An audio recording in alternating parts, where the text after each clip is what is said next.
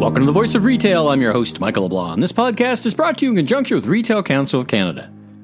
In this episode, I'm in Chicago with famed business strategist Rashad Tabakawala, who shares insights from his best-selling book, Restoring the Soul of Business, Staying Human in the Age of Data, talks about his 30-year career advising clients on change, innovation, and growth, and in a wide-ranging and next-level fascinating discussion, talks about the future of the workplace, our roles within it, and the differences between a cult and a culture, and then 3 massive global trends you need to know. You know, there's things the COVID era accelerated, but there's also things that were net new. It's not like we couldn't work at home before. Is this a cultural and a strategic shift? Do you think this is the most important one? Yes, I think there are 3 big impacts. The first one is what I call the unbundled workplace. That we used to all have this bundled workplace, which was the office. Yeah. And now it's been unbundled into 4 different areas, which is the home, the old office, which I now call the museum, where the artifacts are kept and the old senior people roost, right? And you go for your cultural indoctrination. Let's listen in now. Rashad, welcome to the Voice of Retail podcast. How are you doing this morning? Excellent. Thank you very much for having me. Well, it's my pleasure. It's the second time you and I have had the opportunity to speak. You were a guest on Remarkable Retail in season 1. Whereabouts are you? Where are you located right now? I am located in Chicago, Illinois, where I have been for 1 year and 6 days until this past weekend, or 2 weekends ago, when 2 weeks after my wife and I received our second shot of Moderna, we caught a plane to go visit our daughters and then came back. Listen, we've kind of jumped right in. Tell us, why don't you take a step back? Tell us about yourself, your background, and what you do now to occupy your time. Fantastic.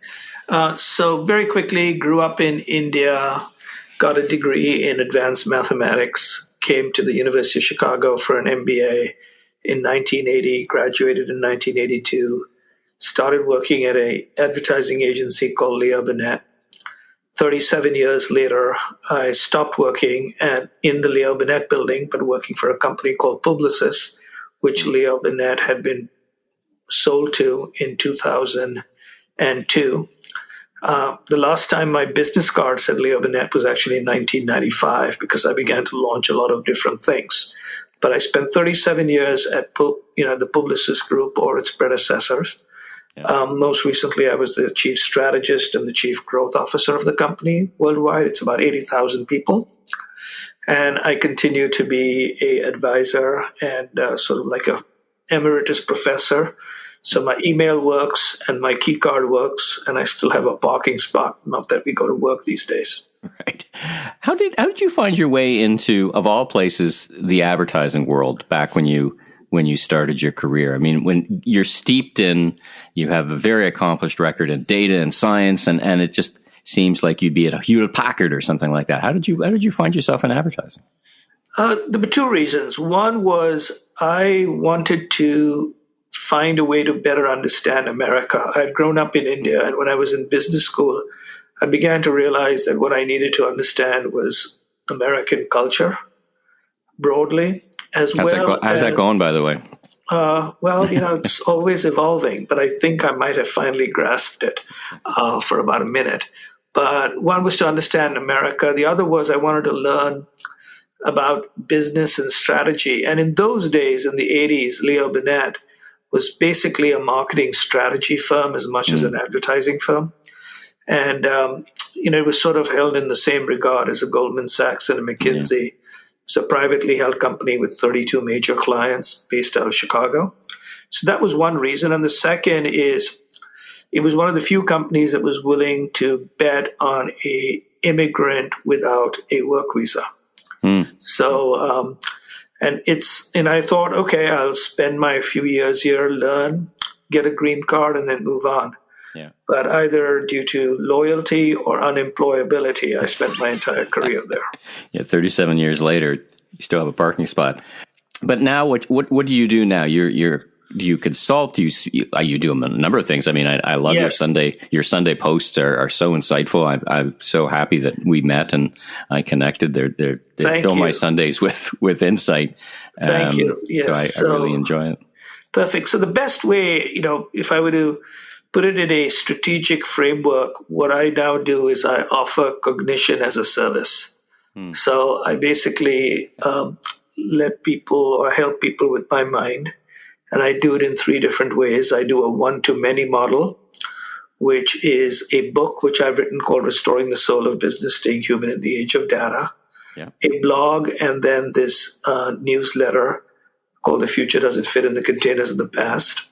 So that's my one-to-many model. I have a one-to-some model, which combines teaching, speaking, and participating at events. And then I have a one-to-one model, which is an advisory business where I work for large companies, including companies like Publicis, private equity, and then for startups. And, the way I sort of provide what the benefit is I help people see, think, and feel differently about how they can grow themselves, their teams, and their business. I supposedly claim that I do that with accelerated insights, actionable inspiration, and augmented intelligence. So that's my sales pitch. So far, it's working. Very good. Let's talk about the book. It came out last year, I believe, 2020. Yes, January 2020. Restoring the Soul of Business, Staying Human in the Age of Data. So tell us about why you wrote the book. I mean, there's lots of books on the shelves. Why did you think there was some room for what you had to say?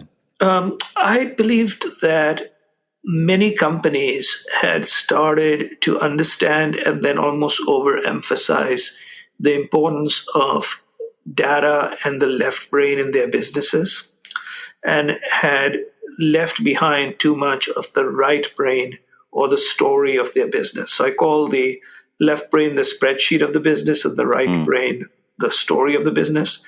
And I truly began to believe that, and I saw increasingly that companies that skewed very left brain ended up doing badly, whether it was a United Airlines focusing on costs, a WeWork, or not a WeWork, but a Wells Fargo focused on opening accounts at any price.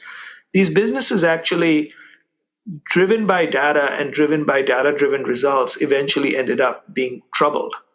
On the other hand, businesses that were only about story, like a WeWork, they got high on their own marijuana, and one day they were worth $67 billion, and the next day $6 billion. And category after category, I saw that the successful companies, but also successful individuals, were those who combined the story and the spreadsheet, which is the soul of a business was both the math and the meaning. And you see that in whether it is Southwest versus United, Costco versus the old Walmart, Microsoft before and after Satya Nadella. So I decided to basically put together a book where on 12 different areas, everything from data to leadership to having meetings, how you combine the two in order to succeed. We've gone through this. Well, we're still in it, what I've called the COVID era. I mean, by the time we're done, it could be 18 months, 2 years, whatever it is. Globally, it could even be longer. Are you thinking about how that affects data and our understanding of the data? Is the period we're in so different? And I guess it builds up to your thesis, but is the time, the behaviors, the consumer behaviors, are they so different that you can't draw any learnings from them? Is it? I think you called the first 6 months of 2001 a mulligan in terms of brands should be trying different things. But if you were building models or trying to understand or advise, as you do your clients, to figure out what lessons to take away from the COVID era, is it a blank slate, or are there really things that you're starting to think about that are truly lessons from this time we're in? I believe it's a combination. There are some lessons we can learn, and the lessons are that we as individuals and as business and as teams have basically gone through, or as society, business, society, and individuals have gone through three phases: a phase of fragility, a phase of resilience, and now hopefully a phase of resurrection. And the fragility phase basically began to make us realize that we were fragile, both not only as individuals because we were ill, but as society because you saw all the society problems. And as businesses, that many businesses had overextended, had also sometimes become so lean in supply chain that they broke apart. And so therefore the whole idea was, how do you become resilient? How do you shore up your balance sheet? How do you restore your health, etc.? And now we're going into this resurrection phase. And the resurrection phase is where I suggest to people that they start with almost a blank sheet of paper, but not completely. So I basically say, why don't you think about the last year and how do you think that people are going to be different and what are they going to expect? The people you are selling to, marketing to, dealing with. So what will they want more of, less of? How are they going to change? That's the first thing. And often those behaviors, some of those will stay the same, but many have dramatically changed, as you know. The second is look at yourself as a company or as a team or as a individual and say, okay, this was like an asteroid hit you, but you're still standing. So what are the fault lines? What cracks have shown up? On the other hand, you're still standing. So what's your resilience? What new opportunities or new threats might come up? Just keep those two in mind, which is people and yourself, and then start with a blank sheet of paper and say, keeping those two in mind, if I started again, what would I do? But the only rules being whatever you do has to be legal. It has to basically be scientifically possible and break even within 3 years or less. Because I do believe that there's going to be massive mindset shifts and in everything, including culture and companies. I was just reading an article today in the New York Times that the vacancy rate in New York, in Manhattan right now, is about 17%, the highest it's ever been in its history, which includes 9/11. I was reading the same article, and I've been talking for a while with my clients and in my presentations about one of the lasting implications of the COVID era that is new is the work from home movement. What I liked about the article, it made a couple of great points. One of them you just said, about 15% of the workplace. And then, the idea that no one is going to go back to the office is untrue. And the idea that everyone is going to go back to the office is untrue. I think this could be, there's things the COVID era accelerated, but there's also things that were net new. It's not like we couldn't work at home before. Is this a cultural and a strategic shift? Yes. Do you think this is the most important one? Yes, I think there are three big impacts. The first one is what I call the unbundled workplace, that we used to all have this bundled workplace, which was the office. Yeah. And now it's been unbundled into 4 different areas, which is the home, the old office, which I now call the museum, where the artifacts are kept and the old senior people roost, right? And you go for your cultural indoctrination. Yeah. The third will be potentially things like WeWorks and Regis's near where you work or where near clusters of your employees are. And the final will be events that will be created where people can either like automatic go off on trips 1 week every quarter, where you can have the relationship building, education, and the bonding.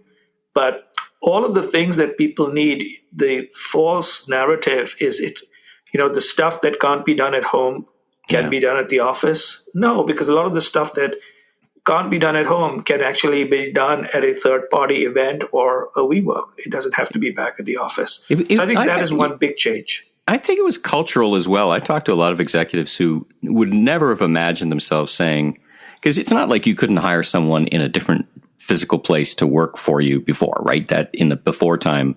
But they said, I would never have thought to hire my vice president of marketing in a different city and have them pop in once a month. Exactly. It just, culturally, it just didn't seem appropriate. But how? I'm just really interested in pulling on this thread a little bit. Was it just the sudden everybody hits the brakes, hits their head on the windshield, and oh my God, this does work? And so exactly. Is that it? Yeah. Well, it were two things.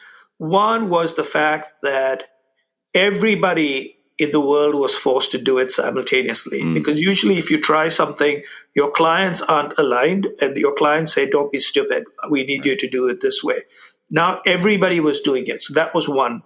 But the second thing that people are underestimating is something that you mentioned, is this has been going on now for over a year. And by the time we're back, quote unquote, in whatever form we are supposed to be back, it'll be 18 months. Yeah. A key thing I've discovered when I was writing my book is if someone starts or stops doing something for 3 to 6 months, long-term habits are ingrained in the system. And for a lot of people, they prefer working like this, right? And they would like to go back a little bit to the office, but they don't want to go all the way back to the office. Yeah. And for companies, I can tell you that while a lot of them bemoan culture and things like that, for companies, there are three huge advantages which I think people are underappreciating. One is the reduction in costs for the company, not just in real estate, but they now can basically hire from anywhere in the world. Yeah. So that's number one. Number two is their ability to meet the ESG and diversity needs that they have been asked to. Okay, because you no longer can basically say, I can't find people in my market. You can find people everywhere. That's the second. And the third is almost every company is beginning to realize that in a digital age, what you have to manage are your variable costs because you don't really control your variable revenue. Your biggest variable cost happens to be your employees. Imagine if you could basically tell your employees, we will pay you 50% of your salary for 40% of your time. For the other 60%, you figure it out. Okay, but we're paying 50% and some benefits. And I think what people don't realize is the day of the full-time job is going to also fall by the wayside. We're all going to be gig workers. We just don't know it yet. I spoke with Roger Martin, who is dean of U of T, and he was where I went to school. Yeah. And he described consumer behaviors, and this was last year as he was thinking about this as decaying assets on the balance sheet. And the world, America, you're at about 30% of the population vaccinated. Canada's about 10%. The world about 5%. Do you think? In other words, we're not out of this yet, but there's a light at the end of the tunnel. Do you think there'll be a regression to the mean, so to speak, of consumer behaviors? In other words, you've described the time it takes to create a new behavior, but I feel sometimes like people are jonesing to get back to the old ways just because that makes them feel normal again. How do you think about that? How do you think about consumer behaviors pre and post COVID? So I believe that there will be lots of the behaviors that we will go back to. Initially, we will go back in with great abandon because we miss it. Right. Okay. But I will then suggest that once we have tasted it again, we will ask, in our minds, it tasted better than in real world. Like The Office. Like The Office. Wasn't it great to be in The Office? Like The Office. Okay, let me give you a simple example, the one I just mentioned. I used to travel 140 flights a year. Wow. Okay. 125 to 140 was my thing. In fact, on March 8th last year, I had already done 27 flights between Jan 1 and March 8th. Wow. On March 12th this year was my first flight in 1 year and 1 week. Did you miss it? Did you miss being on an airplane 145 times? So the closest I came to missing it is I went to pick up our daughters 2 or 3 times when they came from New York. Yeah. And because we got there early and we didn't want to go into the airport, we sort of drove around O'Hare and we saw all these big planes all parked, including, for some reason, a whole bunch of like Cathay Pacific and Emirates planes. And I said, it'd be good to get on one of those. That was the first bang I had. Yeah. So we took this particular flight. And let me tell you, by the time I was done, obviously it was for a good cause. I was going to go see our daughters. Yeah. I said, this is so stupid. Okay. If I had to do it for business, I said, this is so stupid. I mean, the whole process was pretty. So will we travel? Yes. We're more likely to travel to meet friends and to have adventures than to go for business. Are we going to travel for business? Yes. But I think even the airlines basically sort of recognize that business travel is likely to be down 20 to 30% for the projectable future. And I think that may be a little too much. I think it's more likely to be down half, not even 20 to 30%. Wow. Because the reality of it is, once we go back to some of these things, we'll see a lot of it was nostalgic. The other thing is most of us are also going back to offices that are in cities and downtowns that are not anything like what we left behind. That's such a great point. As someone was saying, I'm looking forward to get back into the office. I said, you're imagining an office that doesn't exist anymore. Yeah. They're basically, these are half ghost towns, right? With screens and all this stuff all around the place. And you eventually find yourself sort of asking, why have I come here? And what am I doing here? And I think The challenge for businesses on how to manage cultures and how to manage a whole bunch of things is going to be something intriguing and interesting to watch. Do you think if as a young man joining an advertising agency, it's hard to think back to, you mentioned culture, which is so important. It feels like it's going to be harder, not easier, to create a culture. But does that even matter anymore? Does culture matter for all gig workers? Many strategists would say culture trumps strategy in some places. What do you think? I believe that culture is important to organizations and culture is important to people. But if you break down what culture is, it's uniquely not necessarily that everyone has to be together 365 days or 52 weeks a year. The three key components of culture are the following. Number one is, am I in a company or an environment whose purpose and meaning I believe in? The second is, do I feel connected to other people in my company and to my bosses? And third is, do I have an opportunity to grow? Right. That's what people look for in cultures, right? Meaning, purpose, growth, and connection. Nothing basically says you cannot do that by actually pulling people together 1 week every quarter in a distant location and providing them with opportunities the rest of the time to basically grow their skills. And they obviously can remain connected. And as long as they understand the meaning and purpose of the company, that's fine. But I also believe over time, despite what we might think with regard to market caps of companies, which obviously are much higher, I think the ability of a company to drive its people's behavior has lessened considerably over the decades and is about to accelerate in its lessening of the ability to manage.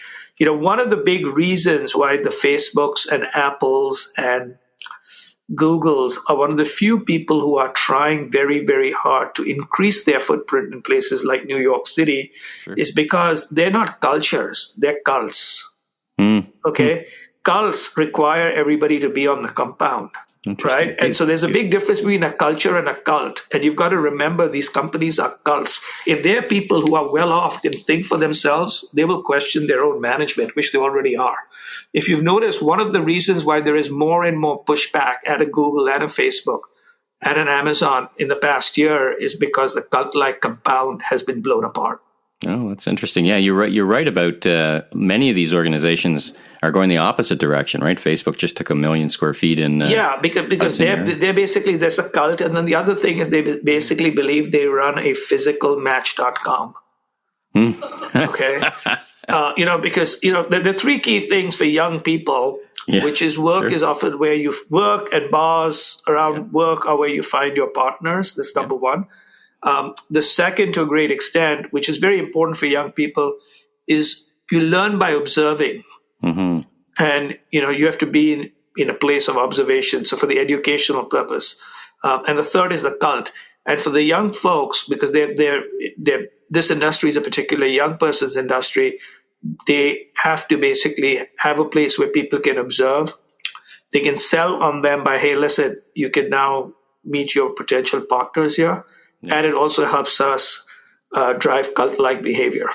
Let's pivot from this discussion over to your wonderful blog, which is filled with insights. And I want to just tap into one of the latest ones. You talked about strategy being 3 unstoppable trends. Share those with us.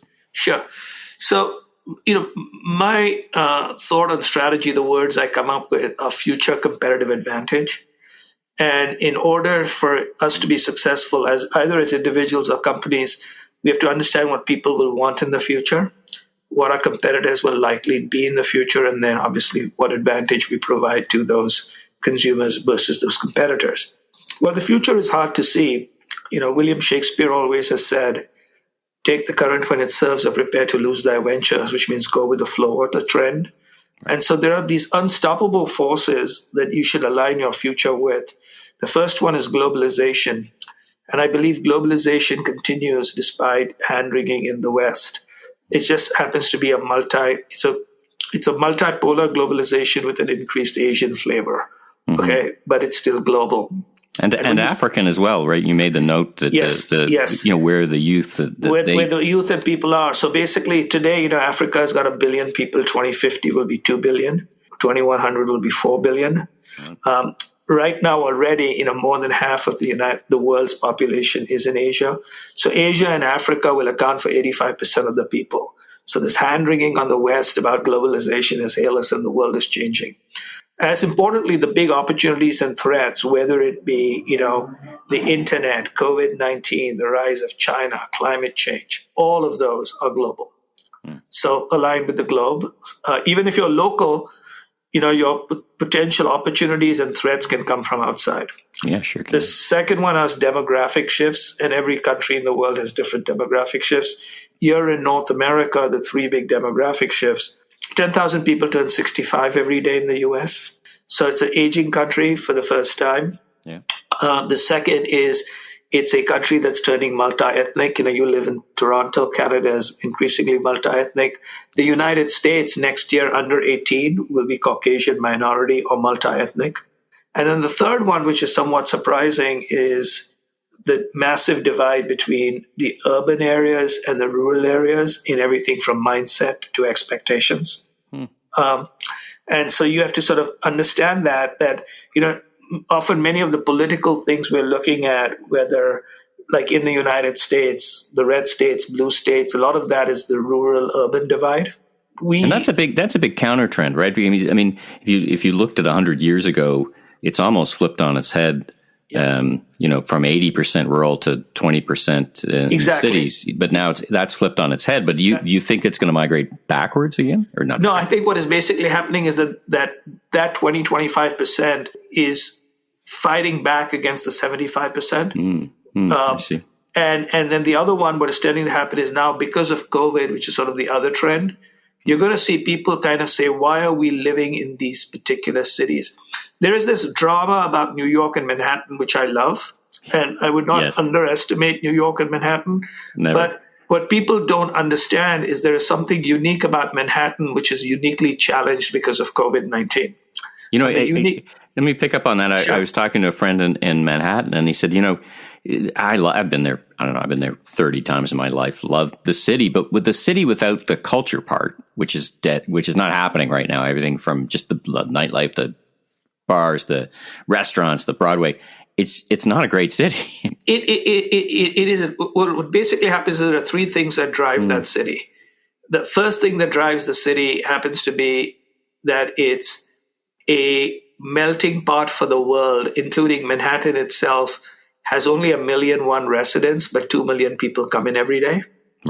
Right? Those 2 million people are not coming in. So therefore, the city looks vacuous. That's number one.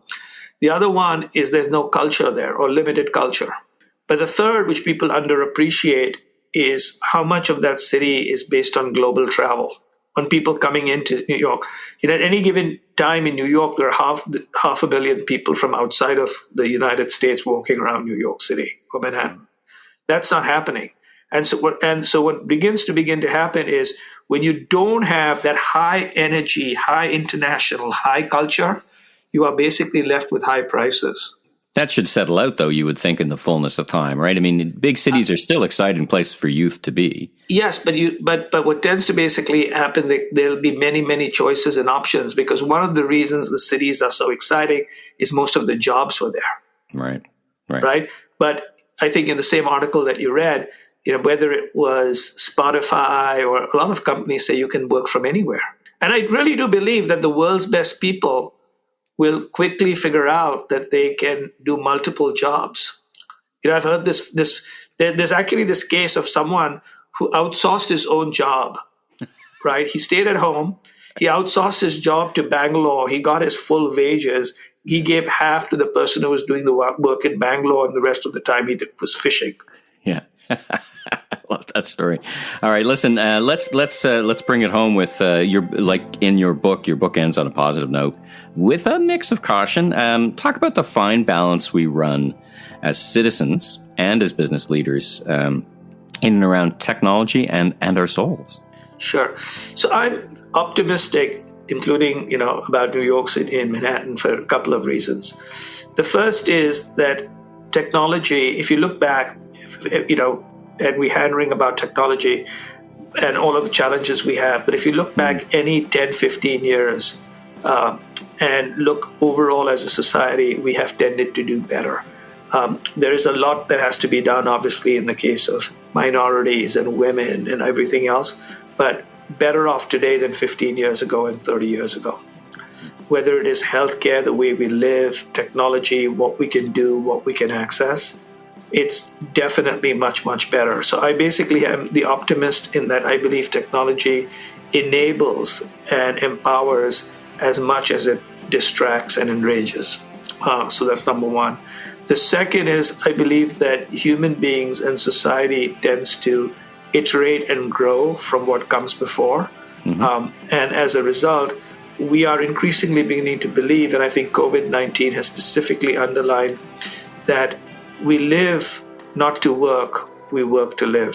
Listen, the book is Restoring the Soul of Business, and the blog is The Containers of the Past. Yes, and that's the at future Rishad, does not fit in the containers of the past. Yeah, that's at rishad.substack.com. Fantastic. Maybe that's the name of your next book. Listen, Rishad, thanks so much for taking the time to speak with the Voice of Retail and speak with me again. It's always such a treat to tap into your insights, and I wish you continued success and encourage everyone to follow and learn from your wisdom. Thank you very much. Thanks for tuning into today's episode of The Voice of Retail. Be sure and subscribe to the podcast so you don't miss out on the latest episodes, industry news, and insights. If you enjoyed this episode, please consider leaving a rating and review, as it really helps us grow so that we continue to get amazing guests onto the show. I'm your host, Michael LeBlanc, president of LeBlanc Company Inc. And if you're looking for more content or want to chat, follow me on LinkedIn. Visit my website at meleblanc.co. Until next time, stay safe and have a great week.